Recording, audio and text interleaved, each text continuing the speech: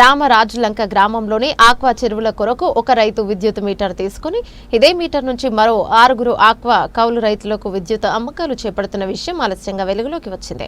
వారి నుండి నెల డబ్బులు తీసుకోవడం జరుగుతుంది. ఇది చట్టరీత్యా నేరమని తెలిసి కూడా ఆ రైతు అలా అక్రమ కనెక్షన్లు ఇస్తూనే ఉన్నారు. ఇలా ఈ ప్రాంతంలోనే కాకుండా పలు ప్రాంతాల్లో కూడా ఇలా ఒక రైతు పేరున ఉండే కనెక్షన్ పలువురికి అక్రమంగా అమ్మకాలు జరుగుతున్నట్లు పలువురు చెబుతున్నారు. ఇవన్నీ సంబంధిత విద్యుత్ అధికారులు తెలిసి కూడా పట్టించుకోకపోవడంపై పలు విమర్శలు వినిపిస్తున్నాయి. ఒక ఇంట్లో నుంచి పక్కింట్లోకి ఒక బల్బు కనెక్షన్ ఇస్తేనే అదేదో దేశ ద్రోహం అన్నట్లు హడావుడి చేసే అధికారులు ఇంత దారుణంగా విచ్చలవిడిగా ఉన్న అక్రమ విద్యుత్ కనెక్షన్లపై ఎందుకు చర్యలు తీసుకోవడం లేదని పలువురు విమర్శిస్తున్నారు.